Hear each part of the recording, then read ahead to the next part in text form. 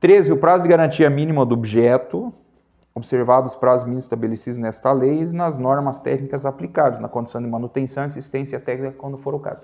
Vamos lá, isso aqui é muito importante, daria assim umas 3 aulas para falar só disso, que é a garantia na construção civil, a garantia no serviço de engenharia.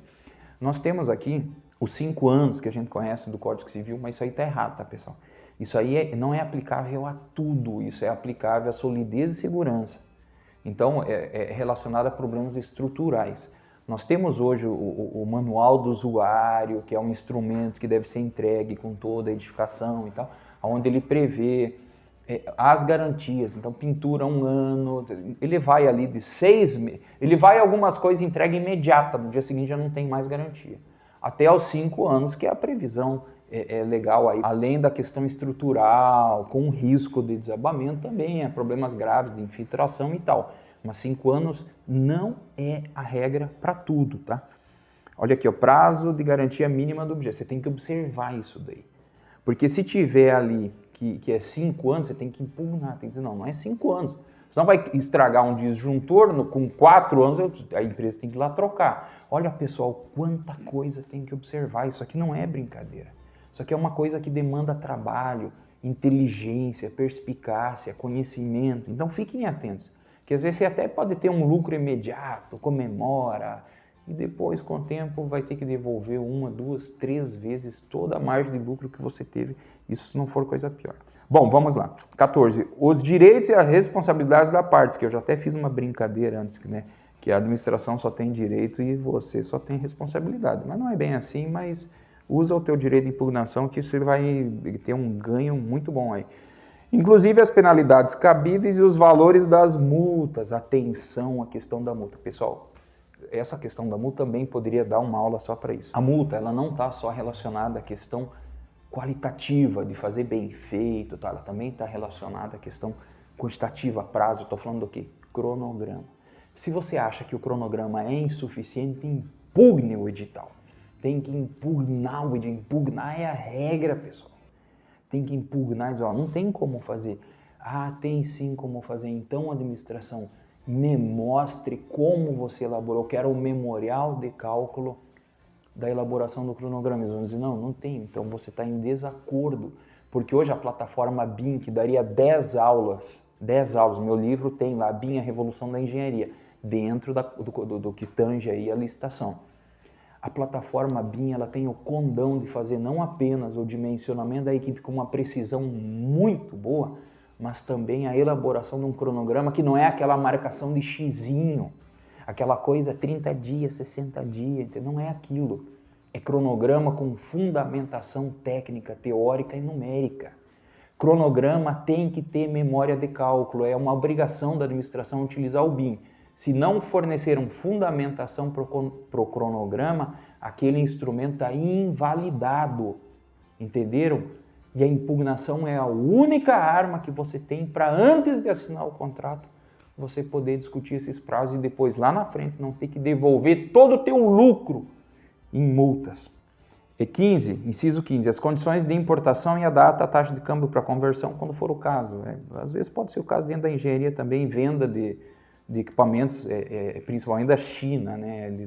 Nós trabalhamos aí com módulos fotovoltaicos, inversores, e isso 95% vem da China. Ou de qualquer outro país, né? Nós temos aí inversores, acredito que alguns dos melhores do mundo, da Áustria e tal. É importação. 16. A obrigação do contratado de manter durante toda a execução do contrato, em compatibilidade com as obrigações por ele assumida, todas as condições exigidas para habilitação na licitação, qualificação ou na contratação direta.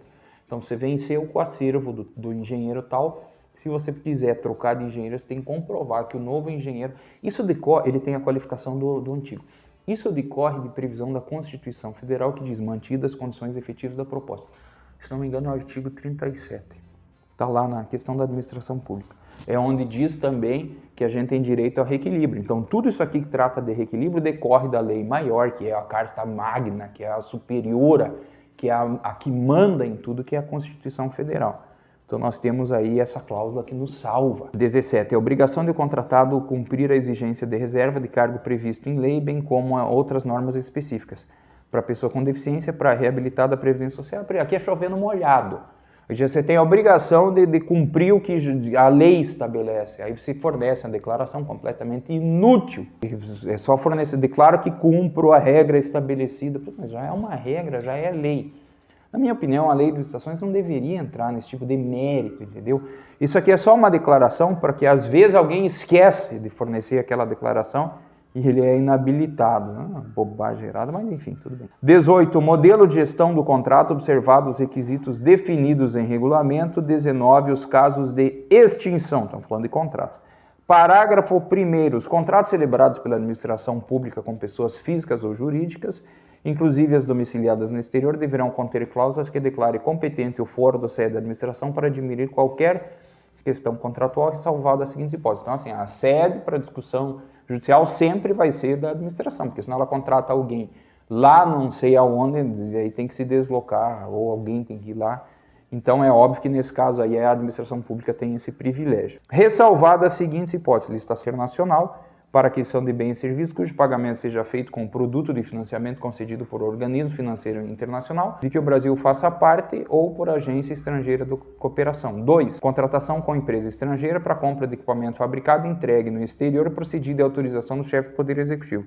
3. Aquisição de bens e serviços realizado por unidade administrativa com sede no exterior. Então só está falando aqui a regra, só tem essa exceção quando o contrato envolve aí pessoa de fora do Brasil. Parágrafo 2º.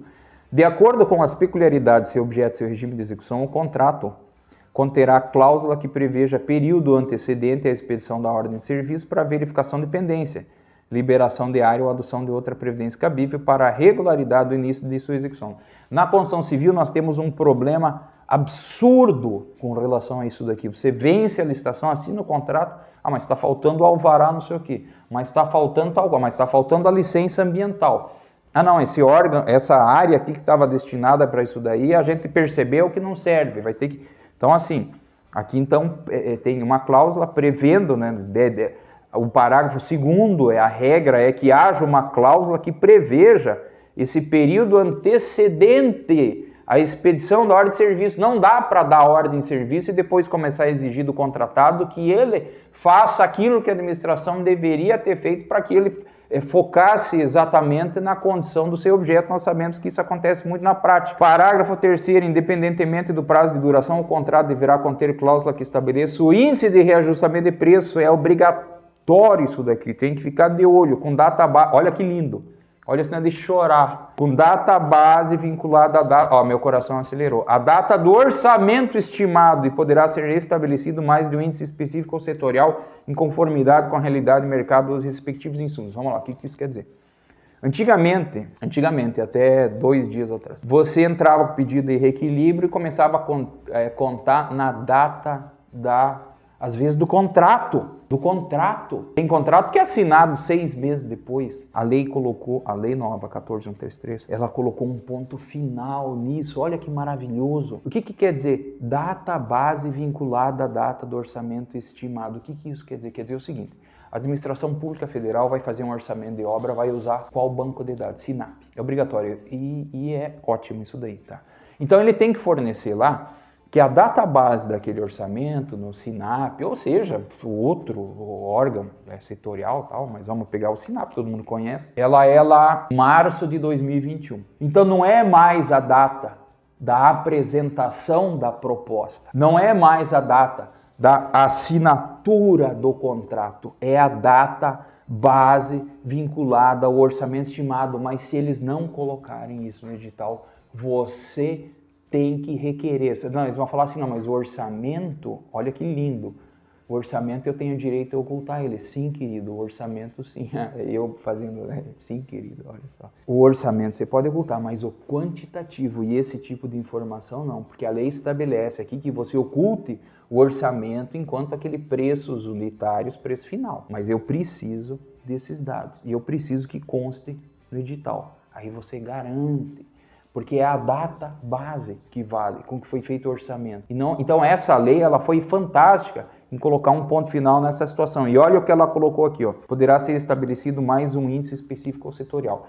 Vamos supor uma barbaridade aqui, que você tivesse no teu contrato, que é lá, o teu reequilíbrio vai ser em função do CUB. E aí o teu fornecimento é de concreto armado, vamos supor. Aí o CUB, enfim, qualquer índice, subiu lá 1%, mas o teu insumo subiu 10%. Então é admitido aqui o estabelecimento de quantos índices específicos ou abrangentes, gerais, setoriais, podem ser inseridos no contrato. Parágrafo 4º. Nos contratos de serviço contínuo e observado o interregno mínimo de 1 ano, o critério de reajustamento de preço será por... Então, serviço contínuo é a terceirização e tal. O reajustamento em sentido estrito, quando não houver regime de dedicação exclusiva de mão de obra ou predominância de mão de obra, mediante previsão de índices específicos ou setoriais. 2. Repactuação. Percebe que ele separa aqui, né? Reajuste e repactuação. Quando houver regime de dedicação exclusiva de mão de obra ou predominância de mão de obra mediante demonstração analítica da variação dos custos. Ele coloca como diferencial a questão de dedicação exclusiva. Se não tem dedicação exclusiva, reajuste. Se tem dedicação exclusiva, repactuação. Parágrafo 5º. Nos contratos de obra, e serviço de engenharia, sempre que compatível com o regime de execução, a medição será mensal. Sim ou não? Eu acho que aqui é uma contradição com o que foi dito antes, que tinha que ser colocado.